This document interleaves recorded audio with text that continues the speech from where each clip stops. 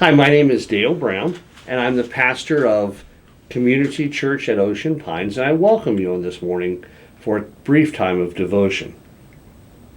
I'd like to tell you a true story. It's not a happy story, but it is a true story of faith and courage in the face of despair and struggle. And it's interesting, I told this story in a sermon when I was serving as the pastor of Asbury United Methodist Church in Smyrna. And there was someone in the congregation who knew the people of whom this story is about. And they verified that every part of it was true, and that this person continues as a wonderful, faithful Christian. In 1994, a young lady named the Reverend Kelly Clem was the pastor of Goshen United Methodist Church in Piedmont, Alabama. On Palm Sunday morning, the congregation packed the church.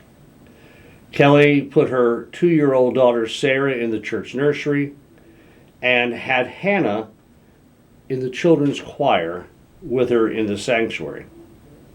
As the service got underway, the skies began to darken, the wind began to blow, and it was hailing. Lightning began, and someone shouted, "There's a tornado."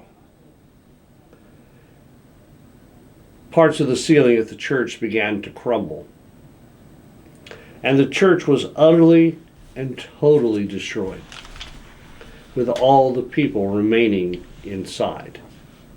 Reverend Clem ran to the nursery to try to check on her daughter, but she was hit in the head by a brick, and she fell hard and separated and broke her shoulder.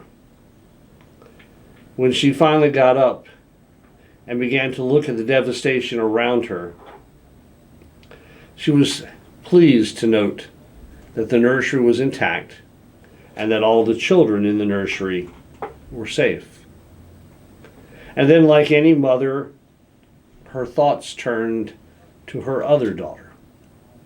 She was trying to be concerned about her parishioners, but her first priority were her husband and her other daughter.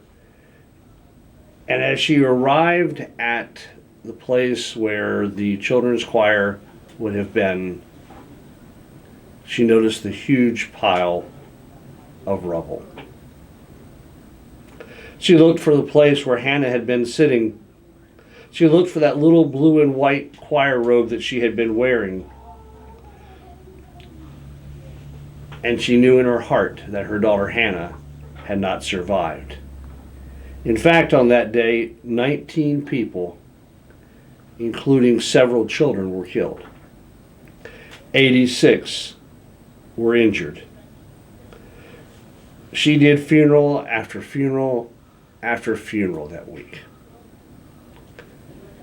At the end of that week, Reverend Clem received a phone call that was devastating in nature, but very appropriate to be asked. And the voice on the other line said, "Reverend Clem, are we having Easter this year?"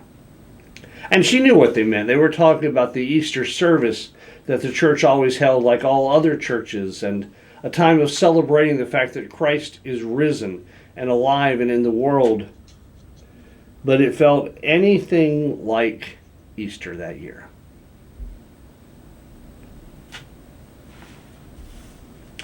So early on Easter morning, on just the cement pad of the church, Reverend Clem and her congregation gathered to celebrate Easter.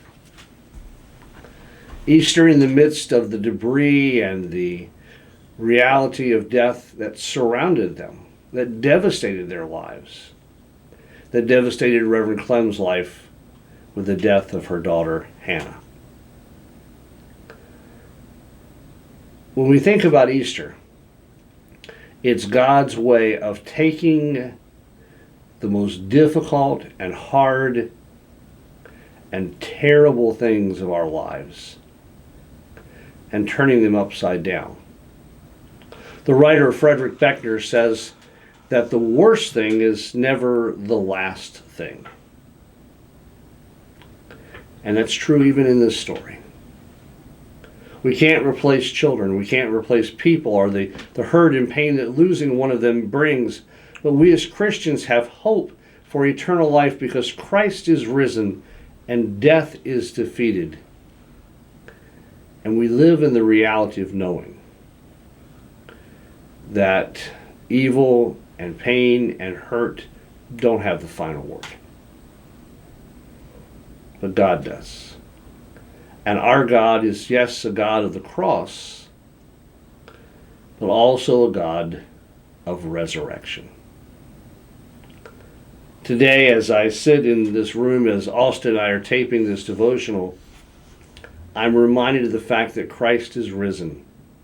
He is risen indeed. And as we look at this post-Easter, keep in mind that all the hurt and all the pain and all the struggle of your life and my life and the world is not greater than the power of the empty tomb. I've been a United Methodist pastor now for 32 years. Different levels of leadership, different levels of connection and ordination to the church. But the reality is this: I believe in the resurrection of Jesus. I have staked my life on it. Not just my own spiritual life, but the lives of countless people to whom I have ministered.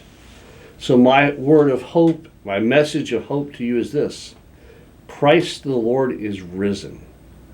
He is risen indeed.